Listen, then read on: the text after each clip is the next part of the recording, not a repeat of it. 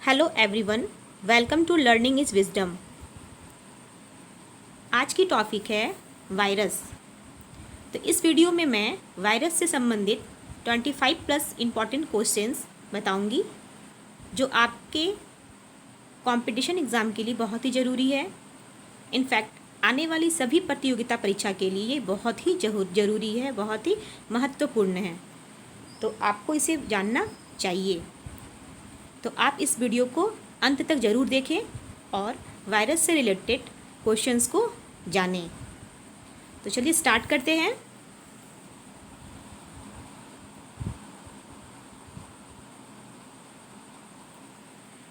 One number question है, निम्न में से किसका उल्लेख व्हिटकर के 5 जगत वर्गीकरण में नहीं किया गया है? मोस, शैवाल, सांप या विषाणु। व्हिटकर ने अपने 5 किंगडम क्लासिफिकेशन यानी 5 जगत वर्गीकरण में किसका उल्लेख नहीं किया है इन चारों में से? तो सही आंसर होगा विषाणु, यानी ऑप्शन नंबर डी। व्हिटकर ने 5 किंगडम क्लासिफिकेशन में यूनिसेलुलर और मल्टीसेलुलर कोशिकाओं के बारे में बताया था। उन्होंने विषाणु के बारे में कहा कि विषाणु में तो सेल होते ही नहीं हैं, तो इसे 5 किंगडम में कैसे रखा जाए। तो उन्हें ये चीज़ समझ में नहीं आया, तो उन्होंने विषाणु को 5 किंगडम क्लासिफिकेशन में इंक्लूड नहीं किया। तो सही आंसर होगा विषाणु। नेक्स्ट 2 नंबर, वायरस शब्द किसने दिया, यानी किस वैज्ञानिक ने वायरस शब्द को दिया? 1 नंबर है Pasteur, B number Ivanovsky, C number Beijerinck and D number Whittaker. तो सही आंसर होगा पास्चर, क्योंकि पास्चर जो है यानी लुईस पास्चर, इनका पूरा नाम है, ये एक साइंटिस्ट हैं। इन्होंने ही वायरस शब्द को नाम दिया, वायरस शब्द को कहा। नेक्स्ट 3 नंबर है, वायरस शब्द का क्या अर्थ है? वायरस शब्द का क्या अर्थ है? तो वायरस शब्द को वीनोम यानी वीनोम बोला जाता है। वीनोम मतलब होता है विषैला, तो वायरस शब्द का अर्थ होगा विषैला द्रव। नेक्स्ट, वायरस की खोज किसने की, यानी किस वैज्ञानिक ने वायरस की खोज की? A number Linnaeus, B number Whittaker, C number Ivanovsky, D number Leeuwenhoek. तो सही आंसर होगा इवानोवस्की, क्योंकि वायरस की खोज की थी इवानोवस्की ने एंड वायरस का नाम दिया था लुईस पास्चर ने, यानी शब्द दिया था लुईस पास्चर ने। तो सही आंसर होगा सी नंबर, इवानोवस्की वैज्ञानिक ने वायरस की खोज की थी।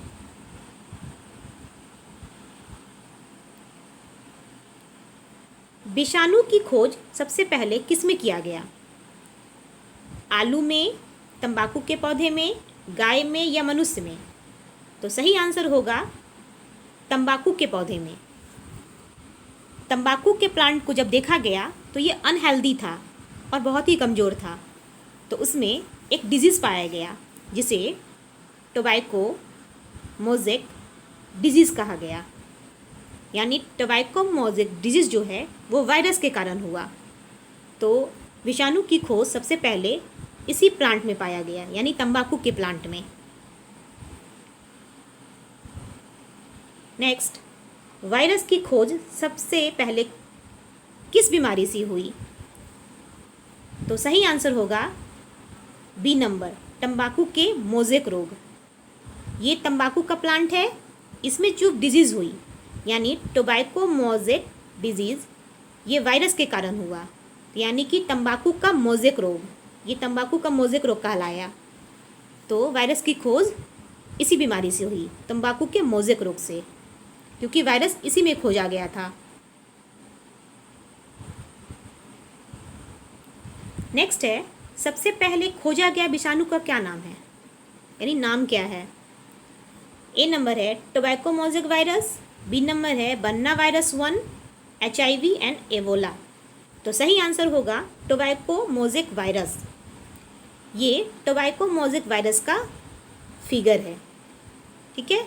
टोबैको मोज़ेक वायरस जो टोबैको मोज़ेक डिजीज से ऑब्टेन हुआ है और तंबाकू के प्लांट में ये देखा गया था। नेक्स्ट, तंबाकू के मोज़ेक रोग का क्या लक्षण है? ए नंबर, पत्तियों में उपस्थित हरित लवक का नष्ट होना। बी नंबर, पत्तियाँ रंग अधिक हरा हो जाना, पौधे बौना हो जाते हैं। डी नंबर, पौधे अधिक लंबे हो जाते हैं। तो सही आंसर होगा ए, पत्तियों में उपस्थित हरित लवक का नष्ट होना। ये तंबाकू का एक प्लांट है, ठीक है, ये लीफ है। तो यहाँ पे देखिए येलो येलो स्पॉट दिख रहे हैं, यानी इस बीमारी के कारण क्या हुआ, जो पत्ती में क्लोरोफिल है वो नष्ट होने लगे और उसमें येलो स्पॉट आने लगे। तो तंबाकू के मोज़ेक रोग का यही एक लक्षण है। नेक्स्ट, किसने वायरस को कंजेटियम वाइनम फ्लूइडम कहा, यानी कि संक्रामक जीवित तरल? पास्चर ने, इवानोव्स्की ने, या वेजरिक ने, या स्टेनले ने? तो सही आंसर होगा वेजरिक ने।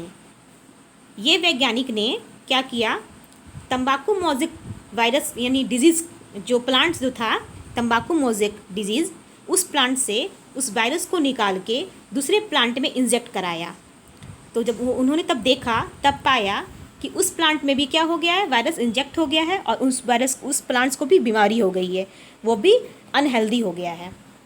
तो ये जो वैज्ञानिक है वेजरिक ने कंजेटियम वाइनम फ्लूइडम कहा, यानी संक्रामक जीवित तरल, यानी एक प्लांट से दूसरे प्लांट में जब वायरस को इंजेक्ट कराया गया तो वो भी इन्फेक्टेड हो गया। नेक्स्ट, डैश ने बताया कि वायरस को रवेदार यानी क्रिस्टल बनाया जा सकता है और इस रवे में मुख्यतः प्रोटीन होता है। स्टेनले ने, लेवेनहुक ने, रॉबर्ट हुक ने, या रॉबर्ट ब्राउन ने? तो सही आंसर होगा स्टेनले ने। स्टेनले ने ही बताया था कि वायरस को क्रिस्टल बनाया जा सकता है और इसमें मुख्यतः प्रोटीन प्रेजेंट होते हैं। नेक्स्ट, निम्न में से कौन एक अविकल्पी परिजीवी यानी ऑब्लिगेट पैरासाइट है? तो सबसे पहले मैं बता दूं कि पैरासाइट के बारे में आप पहले से जानते हो, जिसे हिंदी में परजीवी कहा जाता है। और ये पैरासाइट क्या करते हैं, न्यूट्रिशन लेने के लिए किसी दूसरे पे डिपेंड होते हैं और उनसे वो फीड करते हैं। तो इसका ऑब्लिगेट पैरासाइट है, जैसे कि जीवाणु, विषाणु, कवक, गोलकृमि। तो इसमें से सही आंसर होगा बी, यानी विषाणु। जो वायरस होते हैं वो क्या होते हैं, ऑब्लिगेट पैरासाइट होते हैं। वो इसमें भी इंजेक्ट कर सकते हैं, एनिमल में, ह्यूमन में भी, प्लांट में भी, अदर एनिमल में भी, और इस बैक्टीरिया को भी इंजेक्ट कर सकते हैं। ये एक बैक्टीरियोफेज है, यानी एक वायरस है और ये इन्फेक्टेड कर सकते हैं ह्यूमन को भी, प्लांट को भी, अदर एनिमल्स को भी एंड बैक्टीरिया को भी। तो इसीलिए जो वायरस होते हैं ऑब्लिगेट पैरासाइट होते हैं। वायरस को अपने लाइफ साइकिल चलाने के लिए किसी लिविंग सेल की ज़रूरत होती है। तो वो लिविंग सेल किसका हो सकता है, ह्यूमन का भी हो सकता है, प्लांट का भी हो सकता है, या अदर एनिमल का भी हो सकता है, या बैक्टीरिया का भी हो सकता है। देन नेक्स्ट, डैश अपनी विशिष्ट मेजबान कोशिका यानी होस्ट सेल के बाहर निष्क्रिय होते हैं। जीवाणु, शैवाल, कवक, विषाणु? तो सही आंसर होगा विषाणु। जो ये विषाणु होते हैं, ये जो वायरस होते हैं, वो होस्ट सेल के अगर अंदर रहते हैं तो एक्टिव रहते हैं, अगर होस्ट सेल के बाहर रहते हैं तो इनएक्टिव रहते हैं। मैंने पहले ही बताया था कि ये ऑब्लिगेट पैरासाइट होता है, एक विषाणु। और ये क्या होता है, इसे अपनी लाइफ साइकिल कंप्लीट करने के लिए, रिप्रोडक्शन करने के लिए, खुद को सर्वाइव करने के लिए लिविंग सेल की ज़रूरत पड़ती है। तो ये जब तक किसी होस्ट सेल में नहीं जाएंगे तो ये एक्टिव नहीं रहेंगे। अगर होस्ट सेल से ये बाहर हैं तो ये इनएक्टिव है, तब ये रिप्रोड्यूस या खुद को रिप्रोडक्शन नहीं कर सकते हैं, खुद को ग्रोथ नहीं कर सकते हैं। तो इसे ग्रोथ करने के लिए, अपनी संख्या को बढ़ाने के लिए होस्ट सेल की ज़रूरत पड़ती है, यानी एक लिविंग सेल की ज़रूरत पड़ती है। नेक्स्ट, एक विषाणु किससे बना होता है? प्रोटीन से, वसा से, अनुवांशिक पदार्थ से, ए और सी दोनों से। तो विषाणु जो बना होता है वो प्रोटीन से ही बना होता है और अनुवांशिकी पदार्थ यानी जेनेटिक मटेरियल। तो अनुवांशिक पदार्थ क्या होते हैं? आरएनए और डीएनए। ठीक है, तो मैं बता दूं कि वायरस में आरएनए और डीएनए दोनों प्रेजेंट होते हैं। ठीक है, और प्रोटीन भी प्रेजेंट होते हैं। तो यहाँ पे क्या होगा आंसर? प्रोटीन से, वसा से, अनुवांशिकी पदार्थ से। तो यहाँ पे प्रोटीन होगा और अनुवांशिकी पदार्थ, यानी सही आंसर होगा ए और सी, यानी डी नंबर सही आंसर है। नेक्स्ट, विषाणु में पाए जाने वाला अनुवांशिक पदार्थ यानी जेनेटिक मटेरियल क्या है? आरएनए, डीएनए, वसा या ए और बी दोनों? तो हमने अभी अभी बताया कि जेनेटिक मटेरियल डीएनए, आरएनए दोनों होते हैं वायरस में। तो सही आंसर होगा ए और बी दोनों। एक विषाणु में उपस्थित प्रोटीन के आवरण को क्या कहते हैं? अगर एक वायरस में प्रोटीन है तो उसके आवरण यानी उसका कोट यानी लेयर को क्या कहते हैं? कैप्सिड, कैप्सोमियर, सेंट्रोमियर या सेंट्रोसोम? तो सही आंसर होगा कैप्सिड। ये एक वायरस का फोटो है। ठीक है, और ये क्या है? ये आरएनए और डीएनए है और इसका जो आवरण है, ये वाला आवरण, ये प्रोटीन है। ठीक है, तो इस आवरण को क्या कहते हैं हम लोग? कैप्सिड। ठीक है, ये कोरोना वायरस है। ठीक है, तो ये बीच वाला जो आरएनए डीएनए है और बाहर का जो ये प्रोटीन लेयर है, तो ये क्या है? कैप्सिड। यानी प्रोटीन लेयर जो ढका होता है जिस आवरण से, उसे कैप्सिड कहा जाता है वायरस में। नेक्स्ट 16 नंबर, विषाणुओं में न्यूक्लिक अम्ल को संरक्षित करता है। कौन करता है? न्यूक्लिक एसिड को संरक्षित कौन प्रोटेक्ट करके रखता है? सेंट्रोमियर, सेंट्रोसोम, कैप्सिड या ऑडोस्पिन? ठीक है, तो सही आंसर होगा कैप्सिड। ये एक वायरस का फोटो है। ठीक है, और ये जो आप देख रहे हैं रेड रेड, ये आरएनए, ठीक है, आरएनए है। और ये वाला जितना ग्रीन वाला पार्ट देख रहे हैं, ऐसे ऐसे पूरा ग्रीन वाला पार्ट, ये सारा ग्रीन वाला पार्ट क्या कहलाएगा? कैप्सिड। ठीक है, तो यहाँ पे न्यूक्लिक एसिड क्या होते हैं? DNA and RNA. DNA deoxyribo nucleic acid, RNA ribo nucleic acid. ठीक है, तो कैप्सिड क्या होता है? बाहर का आवरण। ठीक है, जो क्या करते हैं? वायरस को ढक के रखते हैं। तो सही आंसर होगा कैप्सिड। और ये जो हर एक कैप्सिड जो दिख रहा है, ये वाला पार्ट, ये वाला पार्ट, इसको कैप्सोमियर बोला जाता है। नेक्स्ट, एक विषाणु के संदर्भ में कौन असत्य है? ए नंबर, किसी भी विषाणु में आरएनए और डीएनए दोनों एक साथ नहीं पाया जाता है। एक बात और बता दूं, वायरस में डीएनए आरएनए तो होते हैं, लेकिन दोनों एक ही टाइम पे प्रेजेंट नहीं होते हैं। दोनों प्रेजेंट होते हैं बट एक ही टाइम पे प्रेजेंट नहीं होते हैं। कैप्सिड पेटिकांकस कुंडलिनी यानी हेलिकल या पॉलीहेड्रल ज्यामितीय रूप में लगे होते हैं।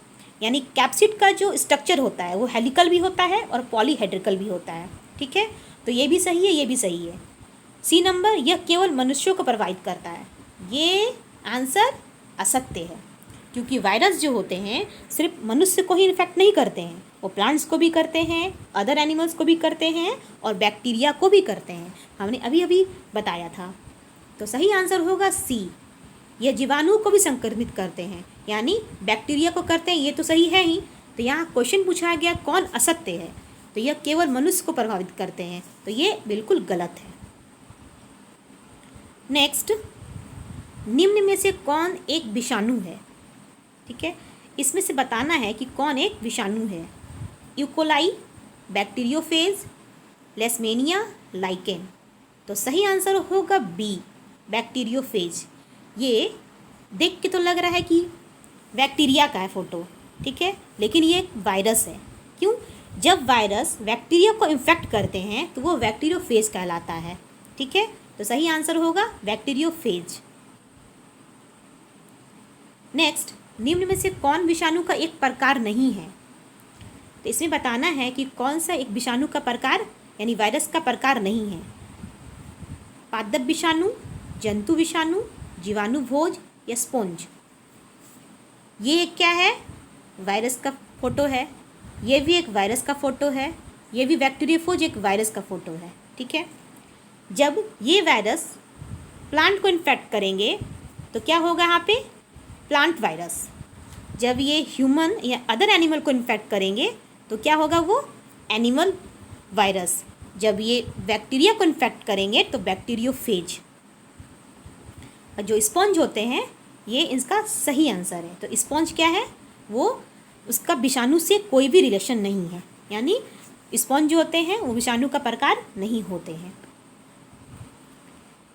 नेक्स्ट, निम्न में से एक विषाणु जनित रोग नहीं है, यानी वायरल डिजीज नहीं है।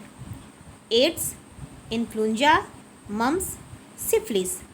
एड्स जो होते हैं वो वायरस से होते हैं, इन्फ्लुएंजा भी वायरस से होते हैं, मम्स भी वायरस से होते हैं, बट सिफिलिस जो होते हैं वो वायरस से नहीं होते हैं, यानी डी नंबर सही आंसर। सिफिलिस क्या होता है? STD। ये सेक्सुअल ट्रांसमिटेड डिजीज़ होता है जो बैक्टीरिया से होता है। ठीक है, नेक्स्ट, कोरोना क्या है? कोरोना तो अभी चर्चा का विषय बन गया है, तो कोरोना क्या है?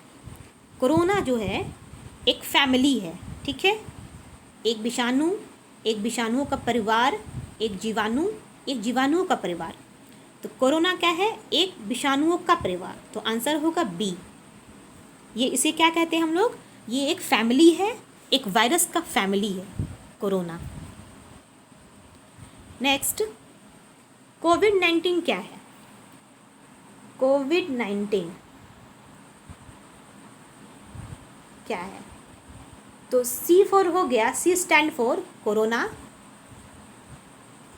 V stand for virus, D stand for disease और 19 स्टैंड फॉर 2019।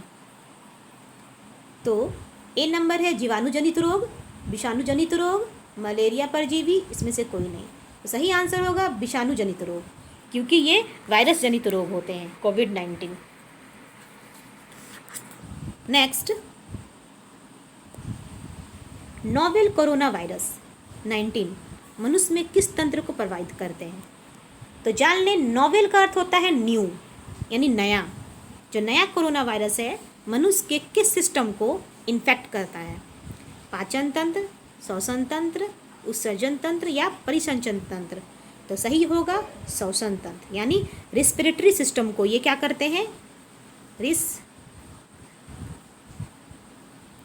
रिस्पिरेटरी सिस्टम को ये इन्फेक्ट करते हैं, नोवेल कोरोना वायरस। नेक्स्ट, कोविड-19 का पहला प्रकोप यानी आउटब्रेक कहाँ पर हुआ था? इटली में, ईरान में, चीन में या अमेरिका में? तो सही आंसर होगा चीन, C नंबर। सही आंसर होगा चीन, क्योंकि चीन में ही इसका आउटब्रेक देखा गया था, सबसे पहला प्रकोप। नेक्स्ट, कोविड-19 द्वारा कौन सा अंग सबसे अधिक प्रभावित होता है? हृदय, जिगर, ब्रिक या फेफड़ा? तो सही आंसर होगा डी, यानी लंग्स। लंग्स क्या होते हैं? इसमें क्या इन्वॉल्व होते हैं? Respiratory system. सांस लेने के लिए क्या चाहिए? कौन सा ऑर्गन? लंग्स चाहिए। ठीक है, तो लंग्स में क्या होता है? ये लंग्स को इन्फेक्ट करता है कोविड-19। नेक्स्ट, विषाणुओं के अध्ययन को क्या कहते हैं? ठीक है, स्टडी ऑफ वायरस क्या कहते हैं? फाइकोलॉजी, माइकोलॉजी, वायरोलॉजी या यूरोलॉजी? तो सही आंसर होगा C, वायरोलॉजी। नेक्स्ट, निम्न में से किसे सजीव और निर्जीव के बीच की कड़ी माना जाता है? लिविंग और नॉन लिविंग का कड़ी माना जाता है, जीवाणु को या विषाणु को या कवक को या एल्गी को? तो सही आंसर होगा बी, विषाणु को। इसलिए क्योंकि वायरस जो होते हैं जब तक बाहर है तो वो इनएक्टिव है, क्योंकि वायरस में कोई सेल प्रेजेंट नहीं होते हैं, और वायरस में डीएनए तो आरएनए तो होते हैं बट कोई सेल प्रेजेंट नहीं होते हैं। और वायरस को अपनी लाइफ साइकिल चलाने के लिए, खुद को सर्वाइव करने के लिए लिविंग सेल की ज़रूरत पड़ती है। तो वायरस क्या होते हैं, जब तक वायरस को कोई लिविंग सेल नहीं मिलता है तब तक वो इनएक्टिव है। जैसे ही वो लिविंग सेल के अंदर इंटर करते हैं तो वो एक्टिव हो जाते हैं। इसीलिए इसे लिविंग और नॉन लिविंग के बीच का कड़ी माना जाता है। तो आज के वीडियो में बस इतना ही। अब नेक्स्ट वीडियो में मैं लेके आऊँगी ऐसे ही कुछ क्वेश्चंस जो आपके एग्ज़ाम के लिए बहुत ज़रूरी हो। तो आप वीडियो को पूरी देखें, और आपको समझ में आए तो इसे लाइक करें, कमेंट करें एंड सब्सक्राइब करें। तो ऐसे ही वीडियो को मैं लेके आऊँगी नेक्स्ट वीडियो में, तभी मुझे पता चलेगा। जब तक आप वीडियो को नहीं देखेंगे, जब तक देखते हैं तभी मुझे पता चलेगा कि आपको ये वीडियो पसंद आई। तो थैंक यू सो मच।